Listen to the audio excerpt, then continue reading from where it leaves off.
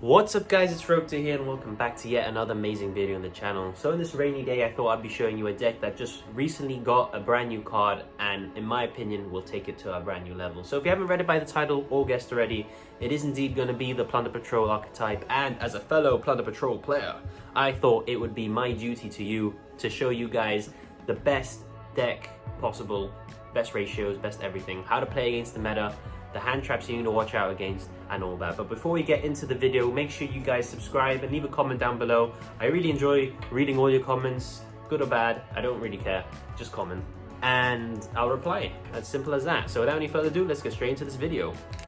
To start off with the Plunder Patrol deck, we have the heart and soul of the deck, which is of course triple Whitebeard, the Plunder Patrol captain.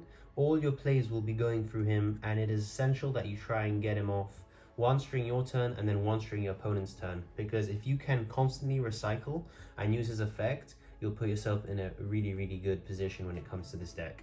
So moving on to the second main Plunder Patrol here, we got triple Redbeard, and Redbeard is of course a 3-of as well, because he equips himself to your Plunder Patrol monsters, making them quick effects and also providing you with some resources back after you discard.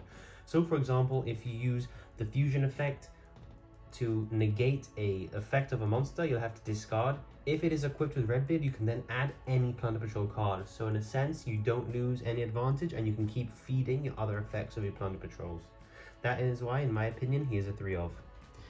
For another 3-of here, we still have Bluebeard.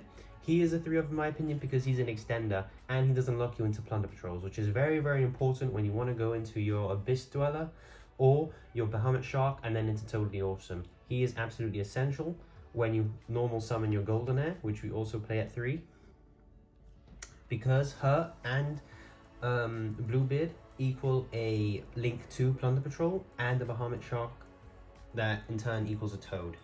So that is why, in my opinion, every Plunder Patrol out right now is a 3-of. Of course, when we do get the new support, as in the bird, maybe we can drop down Bluebeard and Golden Air to 2, just because we will have that extra extender.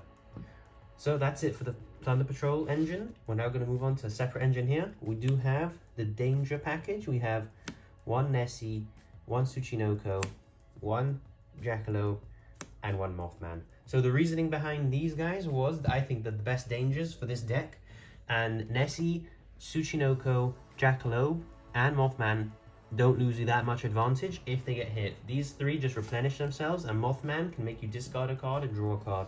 So you essentially only go -1 on him, because you lose him, then you got to discard a card and draw as well. But it also sort of lets you plan out your hand a bit more, which is why I play him. He's also a level 4, which does come up if you want to make a Abyss Dweller, or hard make your Plunder Patrol XCs, or Synchro, because he's level 4 and all the Plunders are level 4. So that is the reasoning why I play these dangers. Moving on to the hand traps here, in my opinion, this is where a deck is, in my opinion, this is the most important part of the deck, is what hand traps you use, because the right hand traps will help you break the meta decks of the format. So, started off with, I do have triple Gamma and of course the Driver.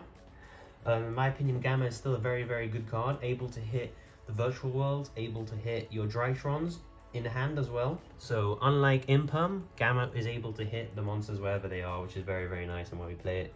Of course, the brick isn't that nice, but if you do draw it, you can always discard it and gain extra value off your Gamma by using one from the grave.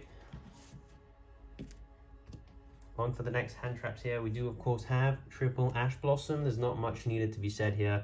Ash is Ash, basically, in a sense. She's been in meta play basically 90% of the time that she's been out, which is many years now. And I just pick Ash because it's a hand trap that no matter what, it can usually hit the opponent's deck. Unlike some other situational ones, which I'll show you now, which sometimes you can't actually use, but Ash you can pretty much always use. And for the last hand trap here, we do have Droll. In my opinion, Drytron is the best deck this format, and you basically need to play something to counter it, so I'm playing Droll here. Droll is also very good against certain other matchups like Invoked as well, because they can use the field spell, add Invoked, you drop Droll, and then if they don't have the invocation, they pretty much are locked out there because they can't add anymore. So Droll is still a very good card, and in my opinion, it's very good against Drytrons. It pretty much ends their turn in terms of Ben 10 effects and all the really busted effects that they use, so that is why I play triple drop. Moving on to the spells here, I do play triple of the field spell. Why wouldn't you? It's basically a rotor for the deck. Discard one and add a Plunder card, not even a monster, just any card that is Plunder Patrol is insane.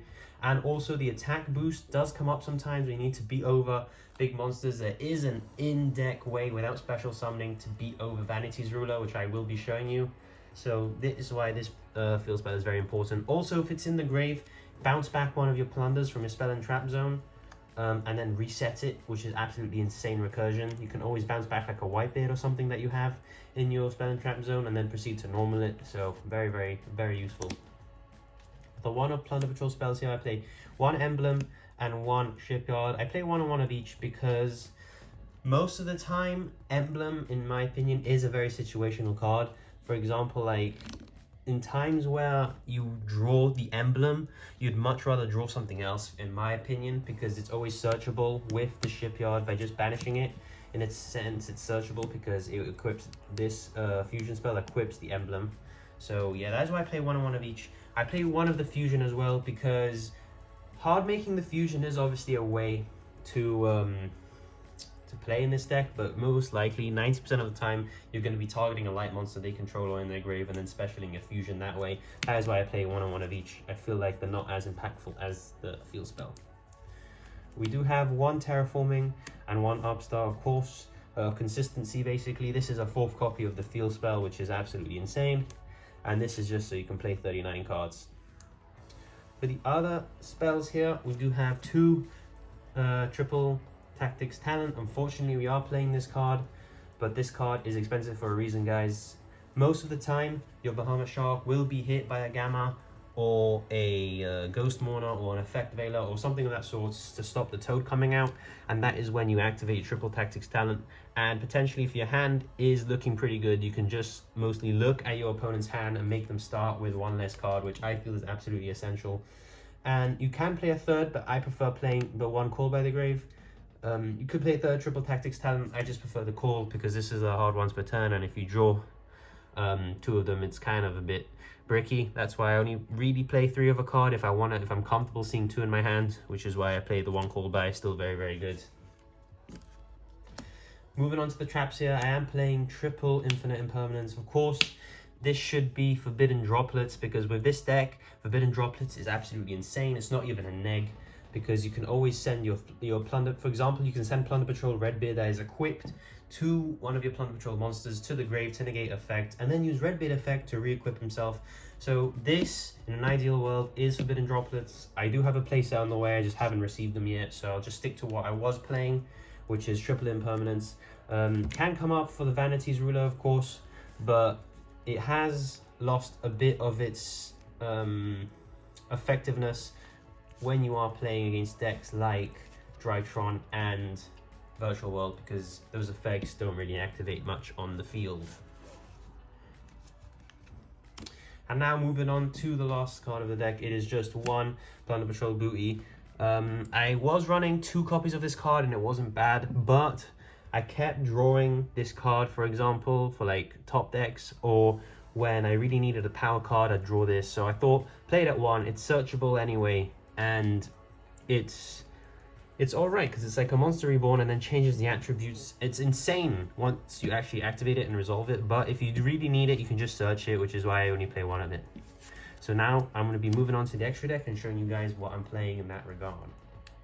Okay guys, so now I'm going to be quickly showing you the extra deck. I'm playing 1 Broswell Dragon for OTKs. This of course can be access code Talker. I do have one arriving, just hasn't arrived yet, so I'm showing you guys the alternatives. This can be also access code, remember. Broswell Dragon just helps with OTKs, we know what Broswell does. We got 1 Nightmare Unicorn, in my opinion, essential in your extra deck at the moment, because not only is it a very good card, it also is a Link 3, which basically can, with one other card, make you access code, which is insanely amazing Link 4. So Nightmare Unicorn coming back up again, essential in your extra deck. We do have 2 of the Blackbeard.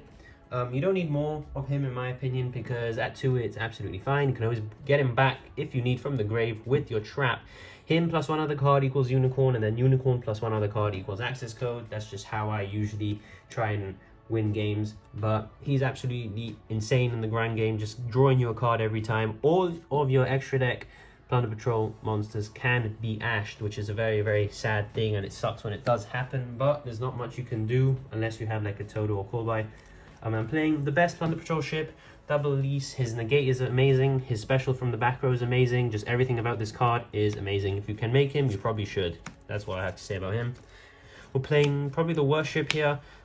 We are playing the Synchro, which gives you an attack boost, and he's your spell and trap, basically removal. He banishes a spell and trap, which is nice if it's a quick effect. You can stop like the Drytron field spell, for example, but mostly you're just going to be banishing or negating the monster effects anyway.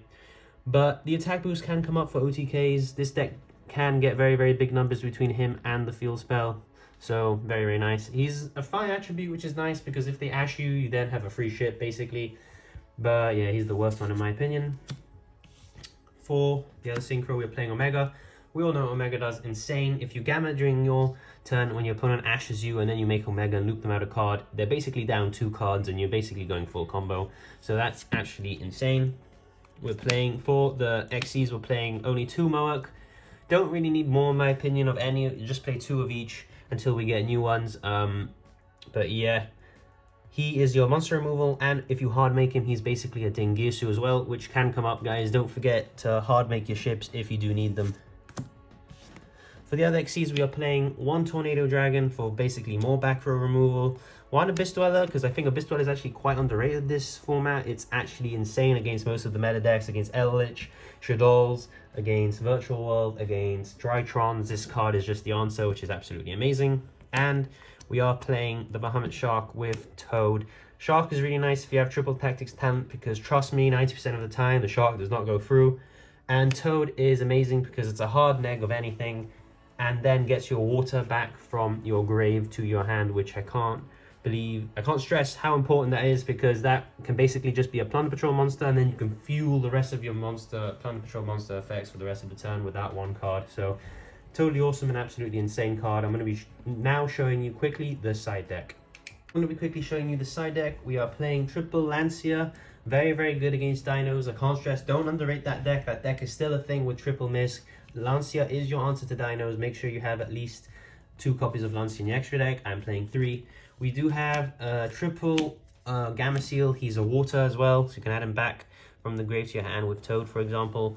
But he's mainly in here as your going second option. He's pretty much your answer to most of the Dragoon shenanigans that is going around, and just hard to beat over monsters. You can't unfortunately hit Vanity's Rule over that because it does need to special, but it hits Dragoons and it hits Macabres and stuff like that, which can be problematic. So that's why we're playing triple Gamma Seal. We're playing triple Twin Twister. In more back row hate. Basically, if you go against a back row deck, just side them in. This of course is just a rough guide for you guys, but this is just what I'm showing you as a template for the side deck. Of course, it's all subject to change, but triple twin, very, very nice in the back row matchup. We're playing triple Dark Ruler no more. This again is to answer mostly Vanity's Ruler and Dragoon and Macabre and all that stuff. Just Dark Ruler them and then break their board, which this deck is quite nice at doing. So triple Dark Ruler. And then we have triple Evenly Matched, which is just a blowout card. If you're going second, it's just absolutely amazing. This absolutely destroys Eldritch. And yeah, that's the side deck. I'm going to be quickly showing you now the basic Plunder Patrol combo. I'll be showing you the quick Plunder Patrol combo here of how to end with a totally awesome and a Link 2. All you need is these 2 cards and a discard card. This can be anything. If this is a white beard, this is absolutely insane because you can end with a red beard as well. But let's get started. You're going to be normal summoning your Goldenair and then special summoning your Bluebeard. You're going to overlay both into your Shark. You're going to detach for Shark effect. Always detach your Goldenair and then bring out your Toad. Goldenair effect engrave. You're going to basically be discarding your 1 card and then specialing her back. And then simply just link these 2 off and make your captain. And now basically when you Toad effect, you're going to be adding back your Bluebeard from the grave to your hand. So that is basically just simple combo that you can do with Plunder Patrol. Very, very nice Toad and a Blackbeard. Don't underestimate how this deck plays during your opponent's turn. It's mainly how it gets most of its advantage. So yeah, Now I'm going to be going to the outro part of the video. So now we're in the final segment of the video where I'm going to be reviewing the deck and giving you my honest opinion. So as much as I've tried to convince you guys that Plunder Patrol is a amazing meta deck, we have to be honest with ourselves and accept that right now, even though we've just got a brand new amazing card, which the deck kind of needed because it gets resources back and is a free extender, can't explain how good that card is, it's still going to be struggling against the meta decks of today, which are Drytron and Virtual World, and you can even say Eldritch in the same sort of category. And the truth is, until you get our two new attributes of Earth and Wind, especially Earth, because I've had a lot of games where Earth has come up, for example, where they've only had like Pankratops, for example, in the grave against dinos or something like that, and I just haven't had the Earth ship to go into where I've actually struggled a bit, and they've had enough momentum where they've stopped me from actually doing my plays in my turn, and during their turn I can't actually access my Earth ship because it doesn't exist. Same for the Wind, but the Wind hasn't been as common. So Konami, if you are watching this video and you are going to be giving only one more attribute to Plunder, in my opinion, make it Earth. Don't make it Wind and don't make it Divine, but if you are going to make it Divine, just make it absolutely insane, because it will never ever be able to be made, only with the trap where you make your opponent's monster Divine. But apart from that, I'm going to be talking to you about the hand traps that the deck does struggle against. A Nibiru, if you can't make Toad, absolutely sucks because it just clears your entire board and there's nothing you can do about it. If you can make Toad before they can Nibiru, which is normally the 4th or 5th summon with Toad, you can actually continue to play. Another hand trap that the deck loses to is Droll, for example. So if you're terraforming into your field spell and they Droll you, it kind of sucks because you lose your field spell for the turn. And you also cannot add from like drawing and stuff, or your triple tactics talent and things like that. So Droll can be a bit of a problem. And Ash in the right place if you don't have a great hand, and if you don't have a Gamma, for example. So if you discard off your field spell, like a random, like let's say random card like Emblem or Ship-Shipping, and they Ash you, that could really hurt as well. So you just gotta be careful of that, guys. I'm only telling you this because it's happened to me and I don't want it to happen to you. So just try and be as resource oriented as possible and try and manage resources as best you can, because again, Plunder is a deck where you do have to use a lot of resources to gain resources in a sort of way. It's use resources to gain resources in a sense. But that has concluded this video. Let me know if you guys did enjoy this new type of video. Of course, this is also new to me. I'm still trying to work out the kinks of it. You know, there's a bit of glare I can tell in some of the bits on the deck profile, and the angles I have to go in to show you guys the cards isn't exactly ideal. But if you do sort of like this new type of deck profile, I guess, just let me know in the comments and I'll continue it gladly. But yeah, thank you so much for watching, and I'll catch you in the next video. It's time! Let's go!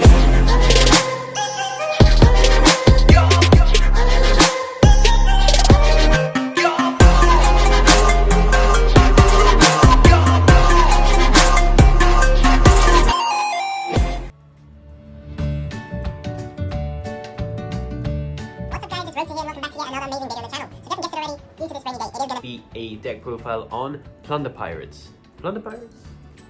Plunder Pirates. What's up, guys? It's hey.